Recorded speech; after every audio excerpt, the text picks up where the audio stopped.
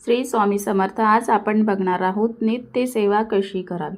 प्रत्येकाच्या आयुष्यात अनेक अडचणी असतात. त्यांनी श्री स्वामी समर्थ महाराज यांच्या मार्गात आल्यावर दररोज कमीत कमी अशी सेवा करावी जेणेकरून आपले प्रश्न समस्या मार्ग लागतील. त्यासाठी पहिलं म्हणजे बाह्य शांती सूक्त.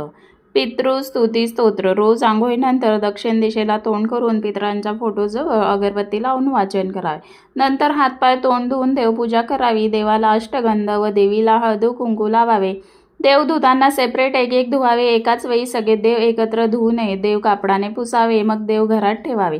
ओले देव देवघरात ठेवू नये, स्वच्छ कापडाने पुसूनच ठेवावे. दररोज 11 माळ श्री स्वामी समर्थ मंत्राचे करावे. दररोज 3 अध्याय श्री स्वामी समर्थ चरित्र सारामृत वाचन करावे. 21 अध्याय असतात. 7 दिवसात एक पारायण होते. आज 1, 2, 3, उद्या 4, 5, 6, परवा 7, 8, 9, नंतर 10, 11, 12 अशा प्रकारे वाचन करावे. दररोज पंचमहायज्ञ करावा. नित्य सेवेतील स्तोत्र मंत्र वारानुसार सेवा करावी. देवीचे मंत्र 16 वेळेस, देवाचे मंत्र 11 वेळेस, फक्त गायत्री मंत्र 24 वेळेस करावा.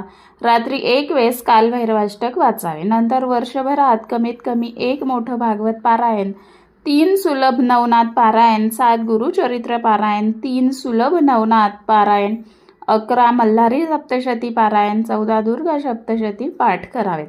वर्षभरात पितरांची सेवा करताना तिथीला श्राद्ध, अमावस्येला हिरण्यदान, मंजोबा सेवा, मंजोबा जेवू घालणे, वर्षभरात येणारे सणवार, व्रत, खंडोबा, नवरात्री, देवी नवरात्र अशी कुलाचाराप्रमाणे सेवा, तसेच कुलदेवता, कुलदैवत, मान सन्मान शक्यतो मूळ स्थानावर जाऊन करावा.